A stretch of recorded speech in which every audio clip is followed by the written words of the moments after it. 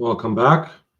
Tonight's discussion, the Torah of Healing, Part 2, will begin momentarily.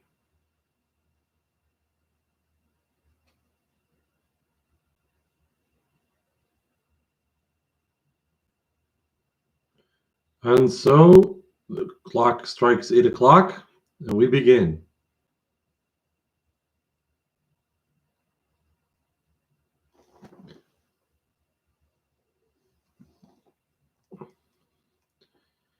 So tonight we discuss the Torah of Healing, Part 2.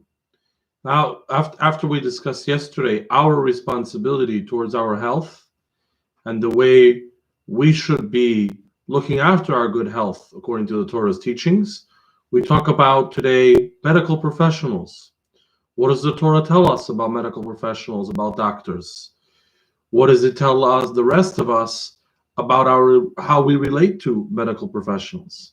And what can we learn from this all?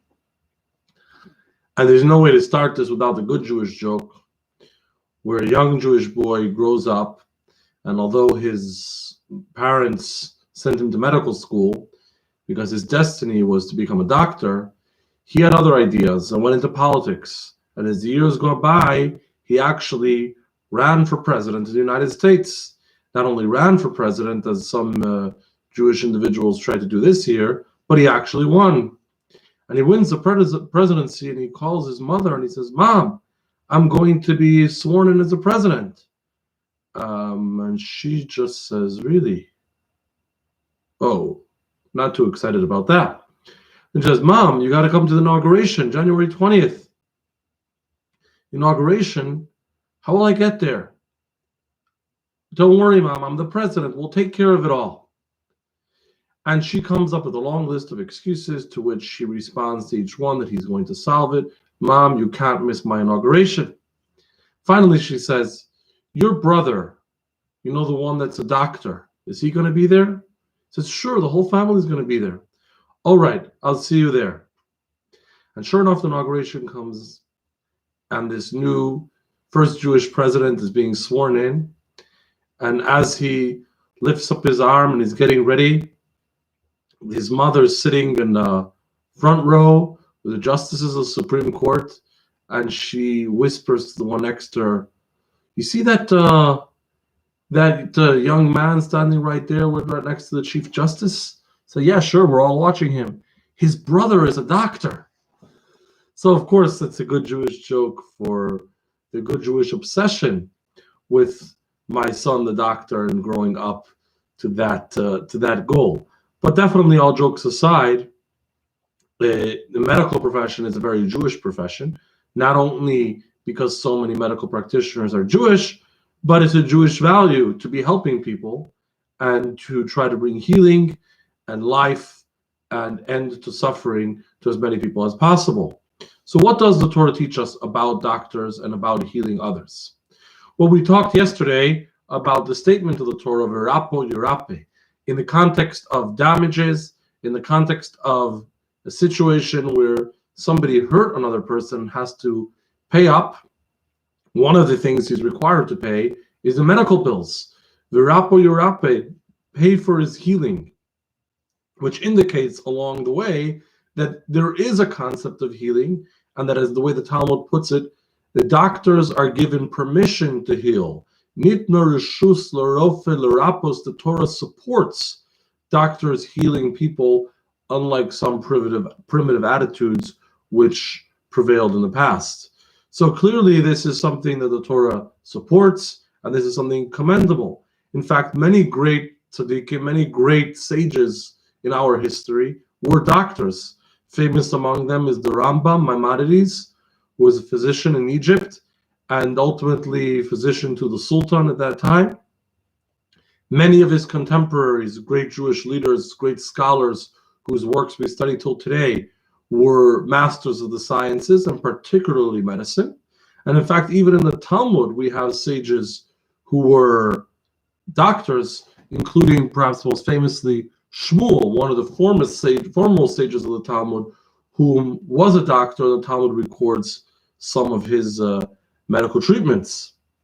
So obviously, this is something that is very supported and very celebrated in Jewish tradition.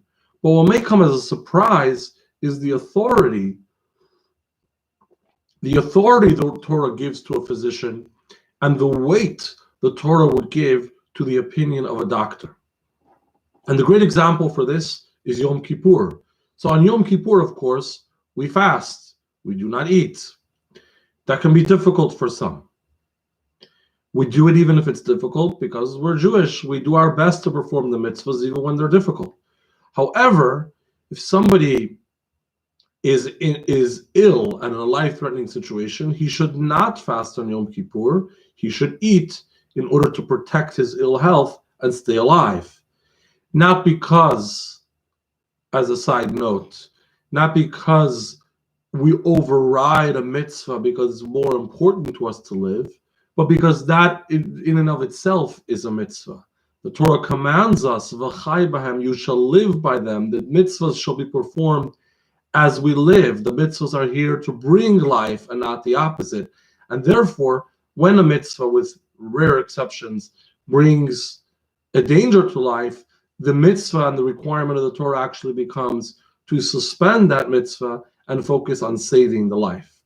So if Yom Kippur comes and somebody is uncertain of whether they should be eating because of their weakness and perhaps danger, how do we decide? How do we know? How do we know if this person should fast or not? Well, the law requires that we ask a doctor. Based on the doctor's opinion, that's what will be determined whether this individual should be eating on Yom Kippur. Now, what that means is it's important that we do this right. Because if we simply ask a doctor, should Mr. Not so well individual eat on Yom Kippur, the average doctor will say, yes, it's good for his health. But that's why it's important to do this with a rabbi, because the question is not if it's necessary for his health. The question is if it's a danger to life. But the details aside, it should, in practical situations, it should be done in consultation with a rabbi. The importance and the weight the Torah gives to the words of the physician, that's really what we're focused on here. That the doctor saying that he needs it, the doctor saying that it would endanger his life to fast on Yom Kippur, changes the law and mandates that he should now eat on Yom Kippur. And the same applies in other such similar situations. So actually, the words of a medical professional can have great weight in Jewish law. And that's actually what you see happening right now, that many rabbis have issued letters and proclamations about the importance by Torah law of following the medical guidelines and staying safe and distant from each other in order to prevent the spread of the virus. Again, this is because the professional medical opinion becomes Torah law that we must follow in order to protect life. Now, this is important that we understand also on the flip side, the limitations of this professional opinion that we're discussing, the limitations of the weight the Torah would give to the opinion of a doctor. And what I mean by that is 2 points, 2 things the Lubavitcher Rebbe taught us. The Rebbe was consulted day after day, week after week, year after year, by thousands and hundreds of thousands of people on all issues of life, particularly at critical junctures, situations of crisis, etc. Often, this would be a medical issue, a medical crisis. And the Rebbe would give his blessing and guidance, and many people have experienced miracles. Until today, it's still possible to write to the Rebbe and visit the Rebbe's Ohel and receive such blessings. Often, the Rebbe's advice included the stress and the point, telling the individual or telling the family to seek a second opinion. The Rebbe was very strong on this. Seek a second opinion, a second medical opinion, and particularly the opinion of a doctor, the opinion of a physician who is also a friend, also somebody close, somebody dear, somebody who will look at it with that lens. Now, it's not that there's anything wrong with the first opinion. We may have gone to the best doctor the first time. The Rebbe would still encourage a second opinion just because of the possibility of error.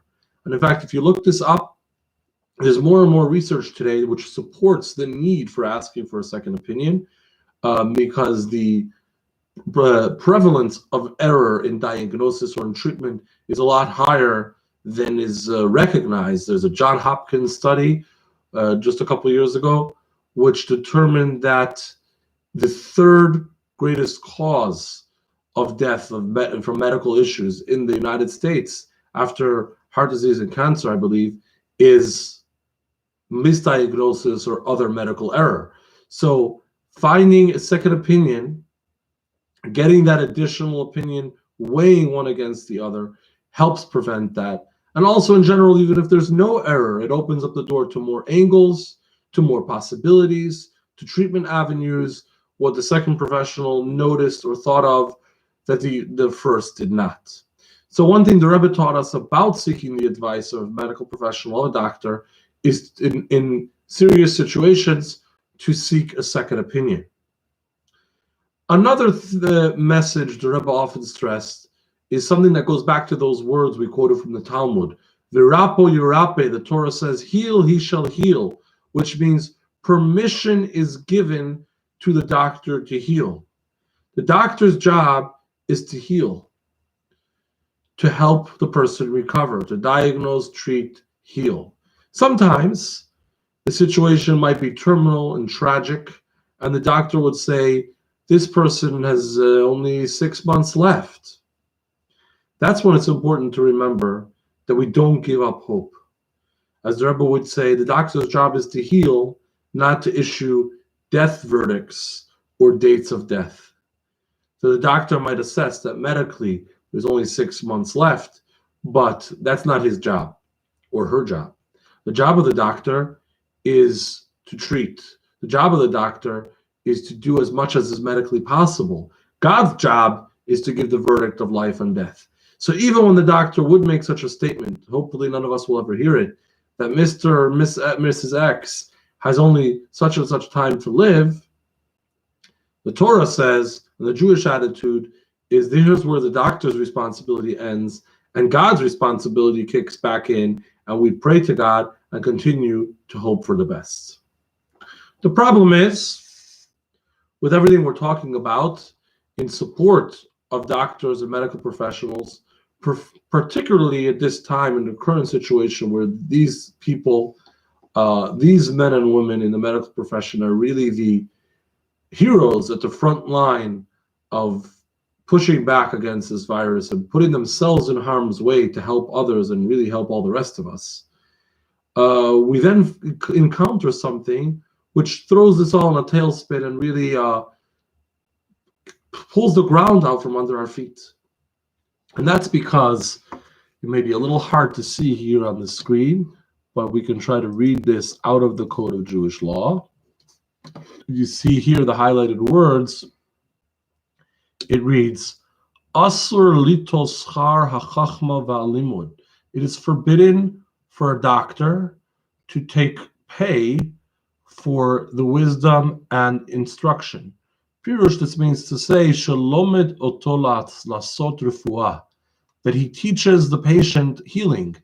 Lefi avidat gufohi v'rachmana amar v'ashevotolo lerabot avidat gufo v'amrinan binyan asiyat mitzvah ma'ani bechinam afatem bechinam.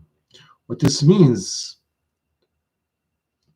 means is, surprisingly and perhaps shockingly, we are reading, it is forbidden for the doctor to take pay for teaching the patient how to cure himself, which obviously confuses us.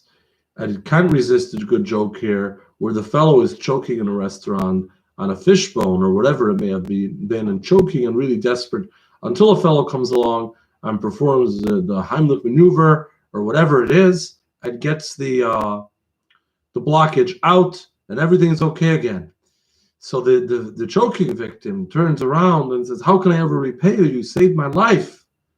And the fellow just smiles and says, I'll take 10% of what you were willing to give me while you were choking.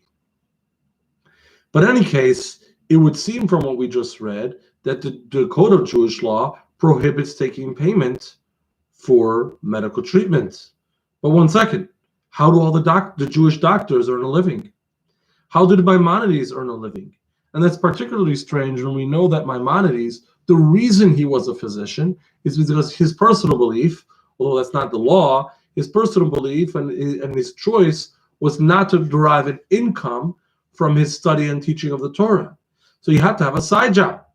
And that's why he was a physician, so he could make his living outside of his teaching of the Torah. All his values seem to not have worked out if the law forbids being paid for medical treatment. But obviously, there's something more to the picture here, and that starts if we read just a little more in the code and add these words where the rest of the paragraph there where it says one may not take pay for the teaching of the medical healing, aval schar hatorach va'batala mutar, but the payment for the effort and for the time lost on that is permitted.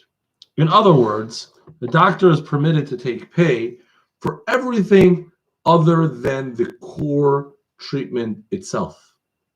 The doctor can take pay for his inconvenience. The doctor can take pay for his time. The doctor can take pay for his educational costs, for his staff, for any associated costs, and even what we just read, schar bartola, which really means what we might call opportunity costs. This fellow with such a extensive education could be making some large figure a year by working in another professional capacity and not directly healing people. We need to compensate him for that. And that's the mechanism by which doctors could be paid in Jewish law, not for the actual core treatment, but for everything that goes into that and everything that they're sacrificing on that behalf. So what this all boils down to is that yes, doctors can be paid with the right attitude and the right understanding, but we nevertheless have a lot to learn from this idea where the core statement is and the core principle is that they can't be paid for the actual medical treatment. I think this teaches us two things. Firstly, is the greatness of this mitzvah of healing people. The greatness of this mitzvah that all these doctors are doing and nurses and everybody who helps them in healing people and treating people and helping them improve their lives is such a great mitzvah that therefore the law essentially is that one may not charge for it. Mitzvahs should not be paid for. Mitzvahs should not be charged for. And because this is a pure mitzvah, it's priceless. It's beyond any price. We are only paying them for these side reasons that we state. But the actual service that they perform is a mitzvah service. It's priceless. The second thing we can learn from this, I believe, is for the rest of us. And that is in our own lives. We may not be doctors, we may not be medical professionals, but the teaching still applies that a mitzvah, the core of a mitzvah, the good deed and the helping others and the performing God's will should be done not for pay. In other words, altruistically. So what are we going to do altruistically? We may not have the expertise to heal people. We may be a very bad idea for me to start giving injections or any other kind of medical treatment. But what can I do altruistically to help another human being? What can I do selflessly as a mitzvah? What can I do with this concept where the mitzvah should be performed not for pay, and the pay only comes in all the side elements there? What will I do without a thought of compensation? It's something for us to think about, particularly at a time like now when we know there are others who need that help. So as a closing thought, and really as a prayer, the Jewish people, when they left Egypt, our people, thousands of years ago when we first became a nation, we left Egypt and 50 days later, we reach the holiday of Shavuot at Mount Sinai when God gave us the Torah, 10 Commandments, etc. A lesser known fact of what happened to Mount Sinai is that God miraculously healed all of the Jewish people. At that moment, they were all healthy and hale and hearty. The Jews all stood at Mount Sinai. There were no cripples who couldn't stand. Nobody was handicapped. The Jews all saw the revelation at Mount Sinai. Nobody was blind. The Jews all heard. Nobody's hearing was impaired. God healed everyone, including Moses himself, who until that point stuttered.